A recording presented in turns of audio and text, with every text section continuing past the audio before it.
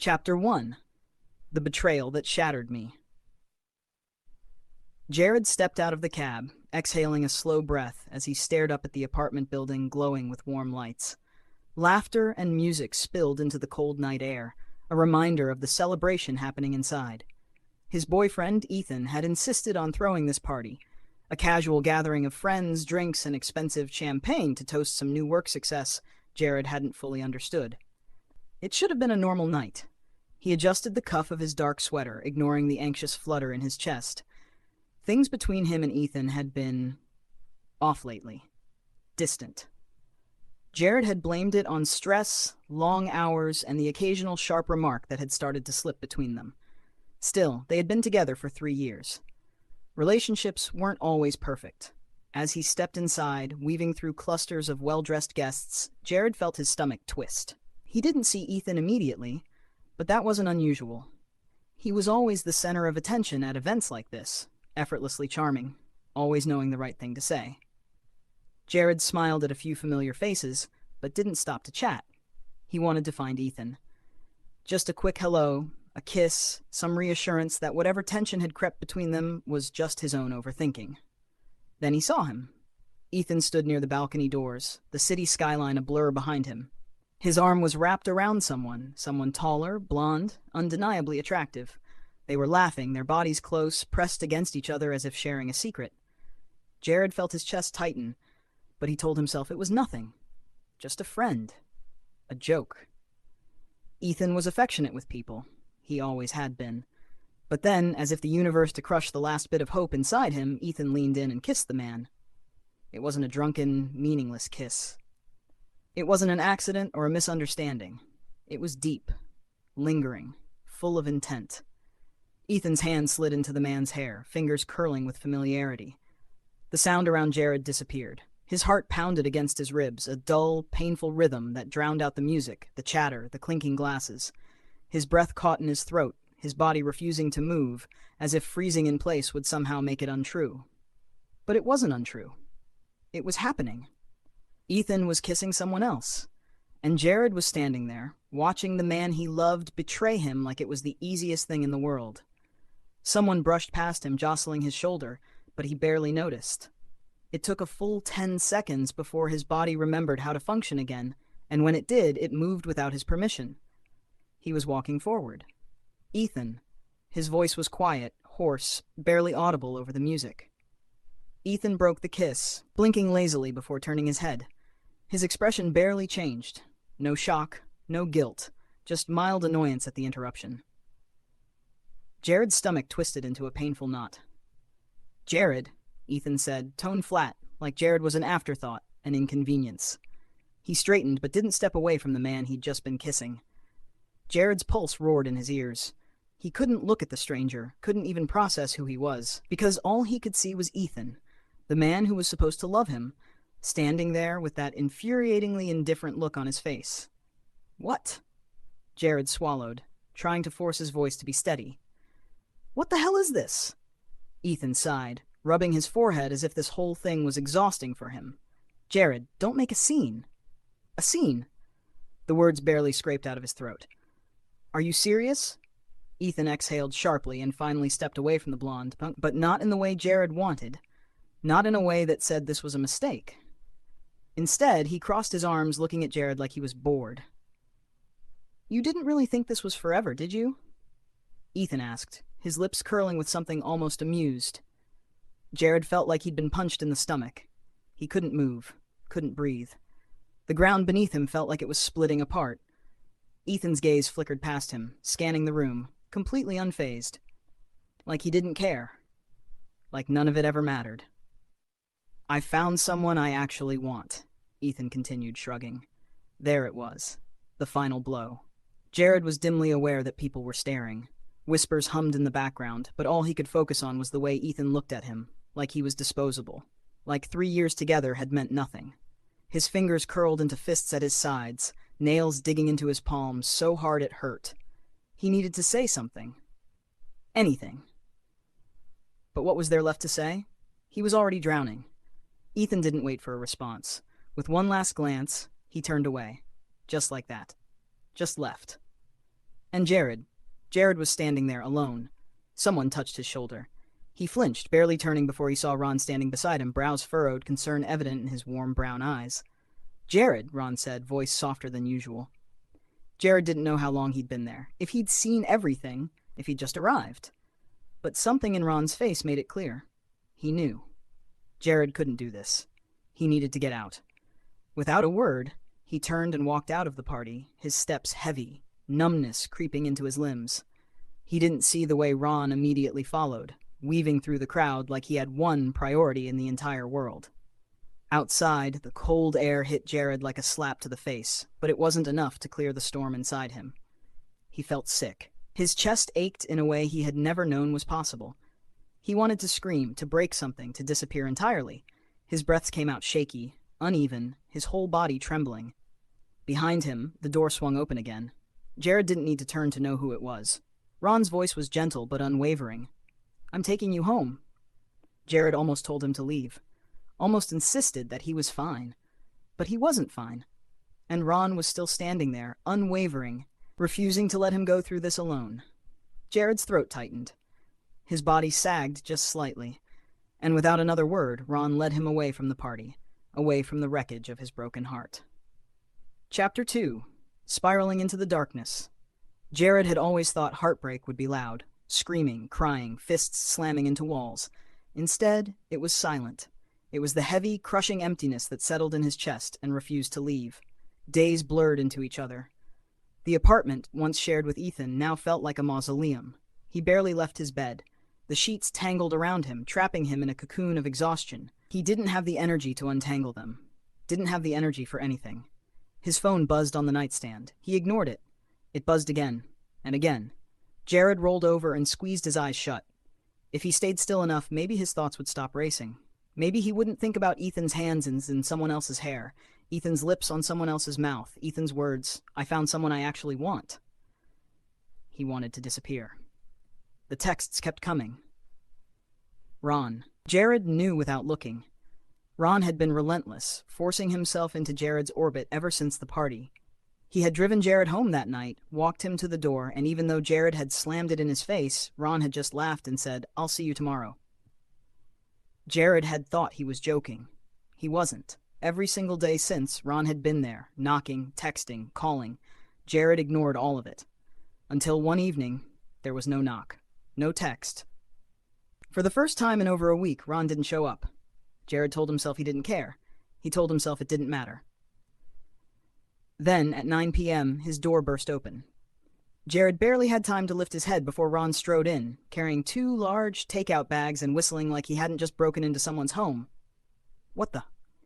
Jared's voice cracked from disuse. "How did you?" Ron dangled a spare key between his fingers, grinning. "You gave me this 6 months ago when you thought you'd get locked out while drunk. Remember?" Jared did remember, and right now, he regretted it. You weren't supposed to keep it. Ron ignored him, dropping the bags on the coffee table. The scent of warm food filled the apartment.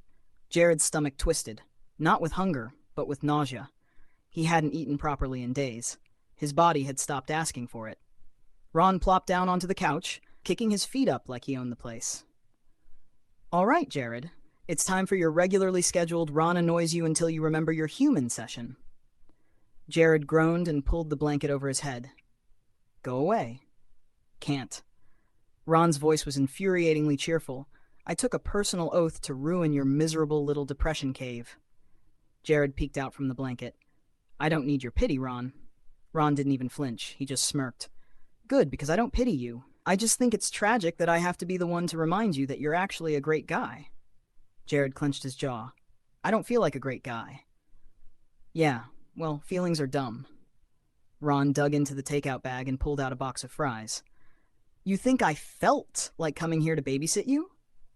"No, but I did it anyway, because I know you, Jared, and I know that if I leave you alone, you're just gonna rot in here." Jared turned away, staring at the wall. He hated how well Ron knew him. There was a long silence. Ron didn't push. He just sat there, munching on fries like it was the most normal thing in the world. Then, finally, Jared muttered, "I wasted 3 years of my life on someone who never even loved me." Ron didn't laugh. He didn't tease. When he spoke, his voice was softer. No, you spent 3 years loving someone who didn't deserve you. That's different. Jared swallowed. He didn't have a response to that. Ron reached for another fry. Eat something. I'm not hungry. Eat anyway. Jared sighed, but for some reason picked up a foot in his mouth and chewed. It tasted like nothing. Ron grinned. See? Progress. Jared rolled his eyes, but it was the first time in days he felt something other than numbness. The texts kept coming. Jared didn't reply to them, but Ron sent them anyway. Ron.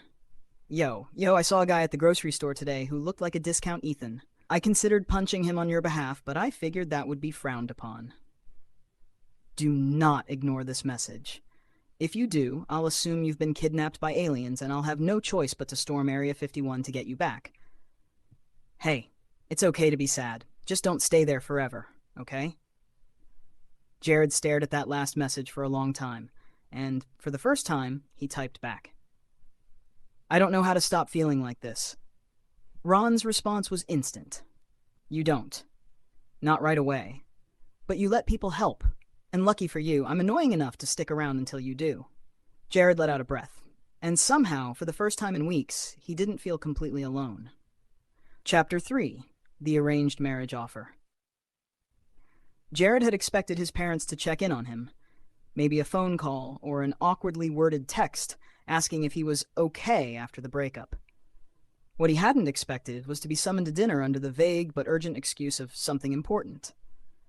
So now he sat at his parents' dining table, arms crossed, staring at them in mild disbelief as they laid out their so-called solution to his crumbling life.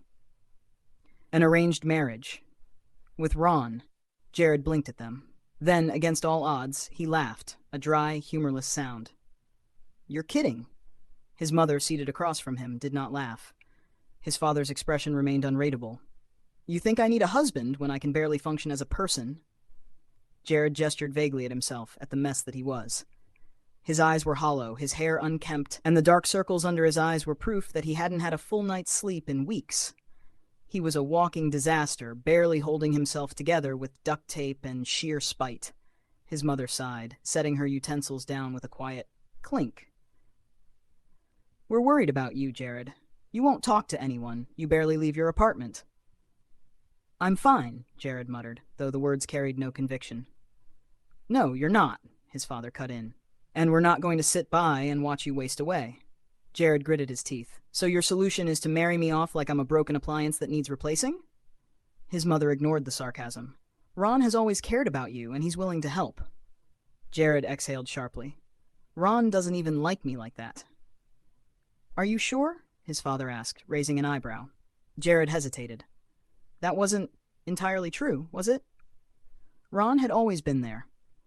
Too much, too persistent, too unshakable in his determination to pull Jared back from whatever abyss he was sinking into. Before he could respond, the dining room door opened, and Ron himself walked in. Jared stiffened, whipping his head toward him. You knew about this? Ron, ever the image of unbothered confidence, smirked as he slid into the chair beside Jared. Yup. Jared stared at him, waiting for further explanation, but Ron just reached for a dinner roll like he was completely comfortable with this insanity. You're actually considering this? Jared asked, incredulous. Ron shrugged. It's not the worst idea. Jared let out a short, disbelieving laugh. You cannot be serious. Ron finally looked at him. Really looked at him. There was no teasing in his expression now, no lighthearted jokes. Just quiet, steady sincerity. You don't have to love me, Ron said softly. Just let me stay. Let me help. Jared opened his mouth, but the words caught in his throat. Because Ron wasn't saying this as a joke or as some half-hearted attempt to fix him. He was offering himself. Offering his time, his presence, his patience. A lump formed in Jared's throat. Ron had already been doing this for weeks, checking in, forcing him to eat, dragging him outside when he would have rather rotted in bed. If Jared accepted this insane offer, nothing would change. Ron would just keep doing what he was already doing. But this time it wouldn't just be friendship, it would be something else. Jared hesitated. Then, out of sheer exhaustion, out of sheer hopelessness, he let out a slow breath. Fine. His parents looked relieved. Ron simply smiled. And just like that, Jared found himself engaged to the only person who refused to let him drown. Jared tried not to think about the absurdity of his situation. He tried not to think about how, days ago, he had been convinced he was unlovable, that his heart had been shattered beyond repair, that Ethan had ruined him. But Ron had stepped into the wreckage and stayed. Ron, who showed up uninvited. Ron, who refused to let Jared sink into despair. Ron, who was always there, even when Jared didn't want him to be. Jared still didn't understand why Ron was doing this, why he had agreed to a trial engagement with someone as emotionally wrecked as Jared. But Ron was relentless. He forced Jared to eat, to take care of himself. He pulled him outside for walks, even when Jared snapped at him. He dragged Jared to the grocery store, the park, anywhere that wasn't the confines of his own loneliness. One evening, after an exhausting day of existing, Jared collapsed onto the couch, rubbing his temples. Ron, sprawled out beside him, threw an arm over the back of the couch and grinned.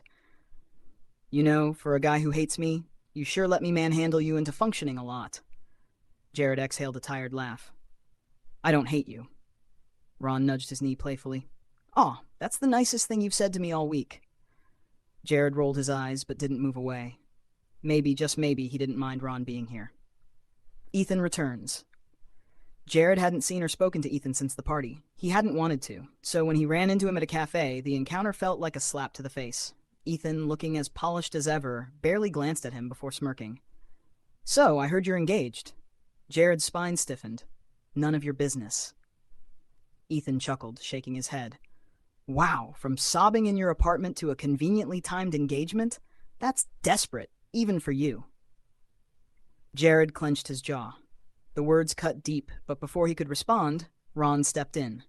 He slid an arm around Jared's shoulders with an easy, confident smirk. "Oh, it's real, all right. I'd show you our sex tape for proof, but I doubt you could handle it." Ethan's expression soured. "You're pathetic." Ron's smile didn't falter. "Funny, I was about to say the same thing about you." Jared expected Ethan to have some cutting remark, but instead, he just scoffed and walked away. When he was gone, Ron turned to Jared. "You okay?" Jared stared at him, feeling something shift in his chest, something lighter. He had expected Ron to fight Ethan for him. What he hadn't expected was how effortlessly Ron had defended him, like it wasn't even a question. Jared swallowed. "Yeah, I think I am." Ron smiled, and for the first time, Jared let himself believe, just a little, that maybe this arranged marriage wasn't the worst thing that had ever happened to him. Chapter 4. The Spark of Something New. Jared had never realized how quiet his apartment was until Ron moved in. The silence that had once been comforting in its emptiness, his own personal void, was now constantly interrupted. Ron hummed when he cooked, sang loudly and off-key in the shower, and had an infuriating habit of narrating his actions like he was starring in a sitcom. "Ladies and gentlemen," Ron declared one morning, flipping an omelet in the pan with an exaggerated wrist flick. "Today, we witness an extraordinary culinary event. Chef Ron, defying all odds, successfully prepares a breakfast without burning down Jared's kitchen." Jared, groggy from sleep, rubbed his eyes and scowled from where he sat at the dining table. "It's 7 a.m., and you're already unbearable." Ron winked. "Babe, I was born unbearable." Jared threw a piece of toast at him. Ron yelped, dramatically clutching his heart. "Betrayal. I slave away in the kitchen, and this is the thanks I get?" Despite himself, Jared felt his lips twitch. It was like this every day now. The apartment, which had once been suffocating with its loneliness, had transformed into something else, something alive. Ron made it impossible to wallow. He dragged Jared out of bed when he tried to sleep through the day. He forced him to eat, to talk, to exist. At first, Jared had been irritated by it, but then, little by little, it became routine. He found himself anticipating Ron's obnoxious morning performances. He got used to hearing music in the background, to Ron filling the space with his constant chatter. He no longer felt the crushing weight of silence pressing down on him when he walked through the door. And, perhaps most surprising of all, he started smiling again. Not often, not fully, but there were moments, small, fleeting moments, where he caught himself laughing at one of Ron's ridiculous stories, or rolling his eyes fondly instead of with exasperation. Something inside him, something broken, was slowly being pieced back together. One evening, Jared found himself sitting on the couch, nursing a cup of tea while Ron flipped through a random book he'd picked off the shelf. It had been a quiet day. A comfortable kind of quiet, not the painful, empty kind. Ron, lounging lazily on the other end of the couch, suddenly broke the silence. "You know," he said, his voice unusually thoughtful, "I've had a thing for you for years." Jared, mid-sip, choked on his tea. Ron barely spared him a glance. "Yeah, should have warned you before dropping that, huh?" Jared coughed, setting his mug down before looking at him with wide, stunned eyes. "What?" Ron smirked, but it wasn't his usual playful grin. It was smaller, softer. "Don't look so shocked. I figured it was pretty obvious." Jared blinked, his mind struggling to catch up. Ron had liked him? For years? He stared, trying to read Ron's expression, but the man was infuriatingly hard to pin down, relaxed as always, but there was something raw underneath. Jared's mouth felt dry. "But you never said anything." Ron shrugged. "You were with Ethan.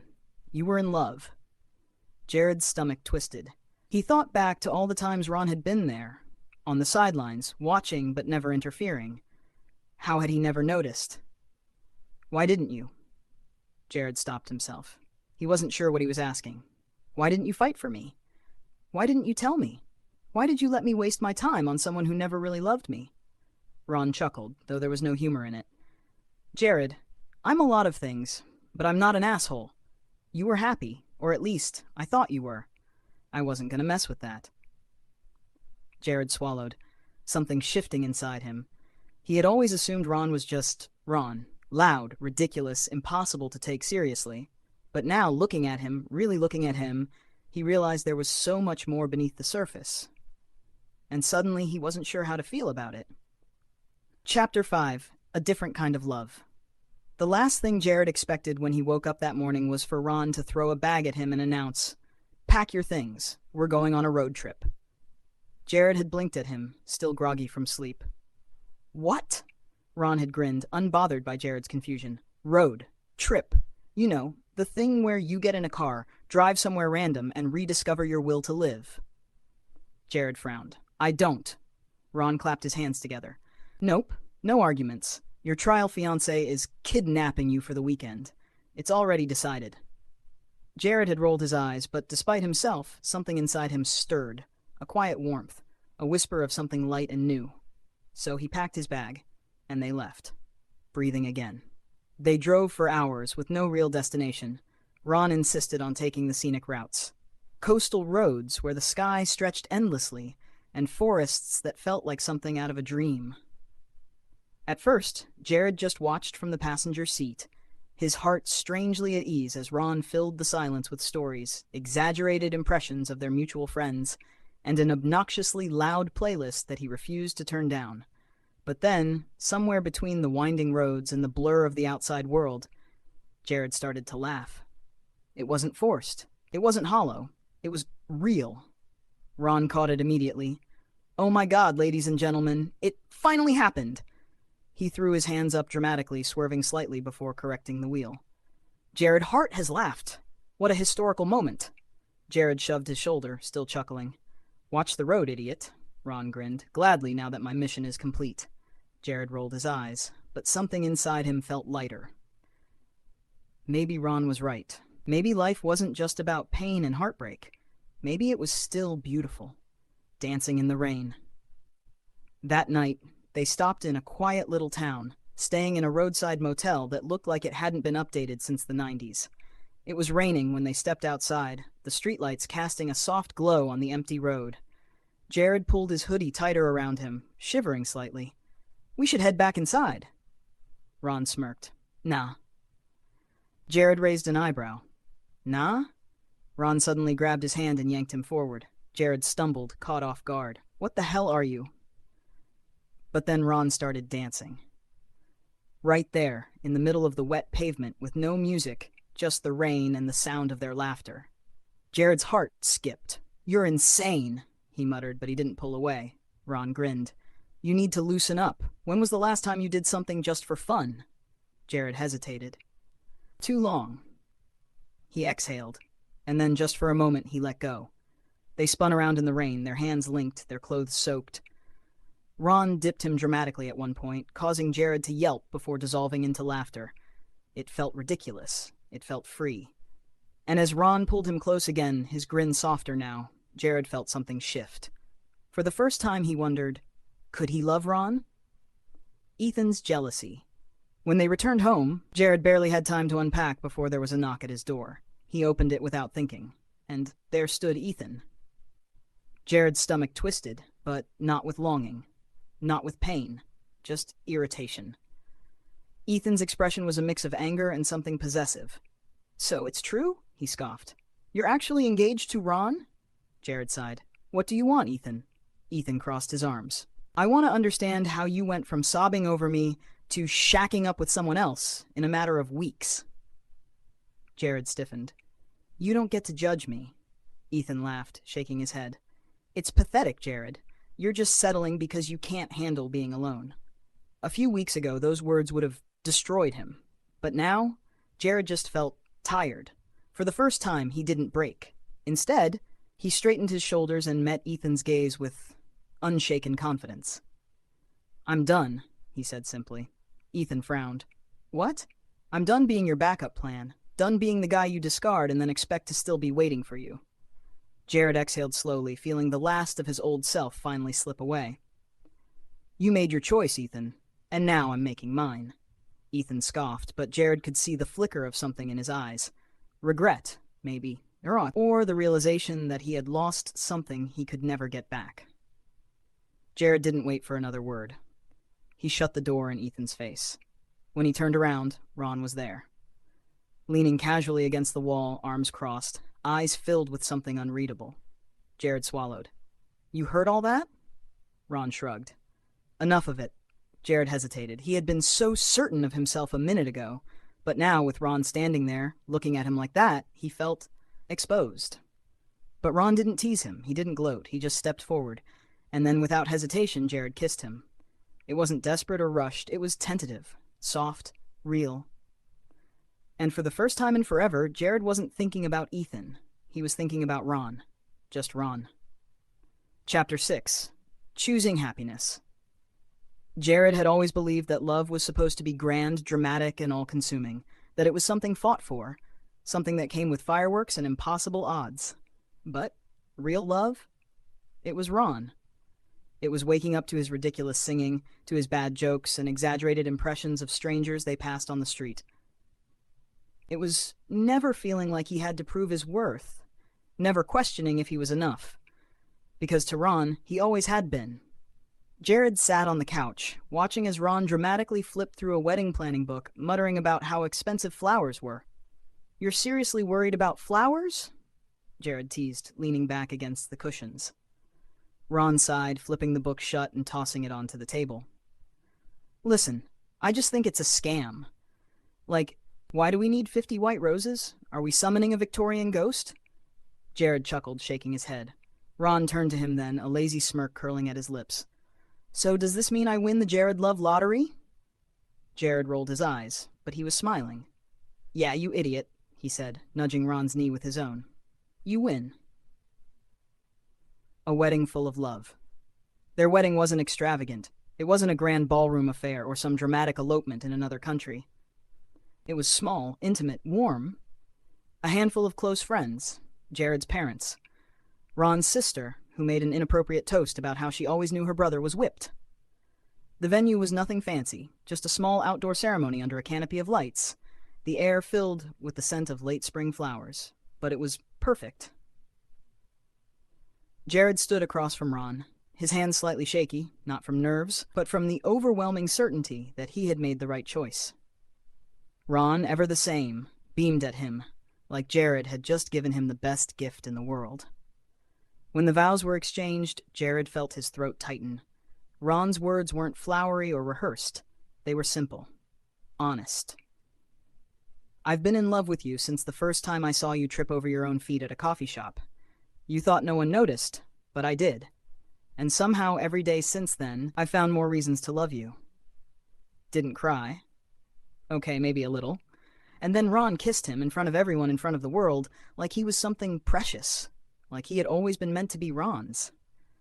The night they chose each other. That night, when it was just the two of them, Jared wasn't nervous. He wasn't scared of the future. He wasn't haunted by the past. He was just here. Ron kissed him slowly. Not desperate, not rushed, just them, learning each other in ways they hadn't before. Jared had spent so long believing he was unworthy of love, but Ron had never let him believe that.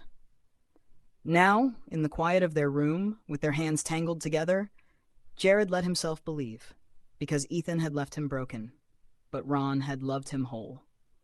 And for the first time in years, Jared wasn't afraid to be happy. Epilogue, a love that stayed. The morning light filtered through the bedroom window, casting a soft glow over the sheets. Jared stirred, blinking sleepily as warmth curled around his waist. Ron's arm was draped over him, his grip loose but instinctive, like even in sleep he refused to let Jared go. Jared turned slightly, watching him. Ron's hair was a mess, sticking up in all directions, his lips slightly parted, his breathing steady. He looked ridiculous, and Jared loved him.